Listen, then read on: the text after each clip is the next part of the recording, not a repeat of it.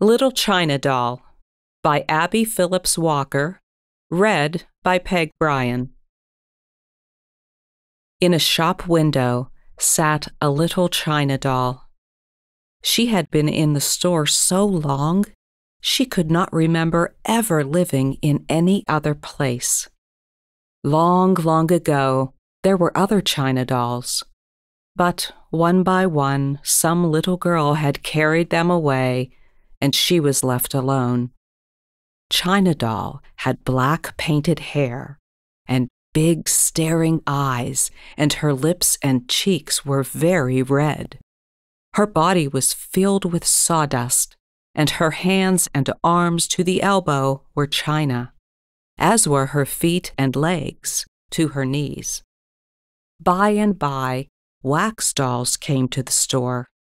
They had real hair, all curls, and eyes that would open and close, and poor China Doll was set back in the window and taken out only once a year, at Christmas time, when she was dusted and put in the window again.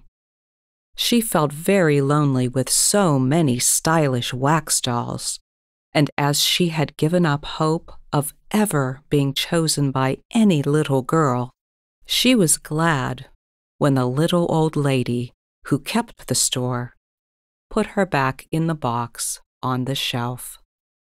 At last, there came a time when the children no longer came to the store, but went to the big city for their toys. And China Doll and the little old storekeeper grew old together. China Doll sat in the window all the time now, with tape and thread and other useful things, but was the only thing little folk could want. One day in summer, a tally-ho stopped in front of the store, and a party of young people came in. They bought a number of things and filled the old store with their laughter. Suddenly, the prettiest girl reached into the window and took out China Doll. "Oh, you dear, quaint little doll," she said. "My grandmother has one just like this girl's, and I have asked her many times to give it to me to make a French pincushion, but she would not let me have it." Oh, how China Doll's heart beat!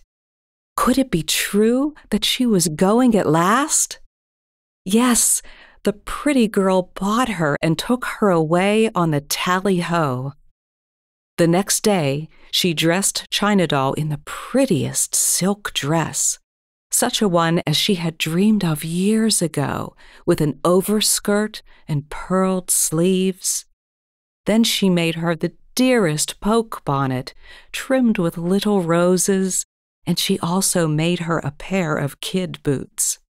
When China Doll was all dressed, the pretty girl put a ribbon over her arm, and on each end was a little bandbox. Then she stood China Doll on her dressing table and used the little boxes for pincushions. And there China Doll lived a very happy life, which teaches that all things come to those who wait.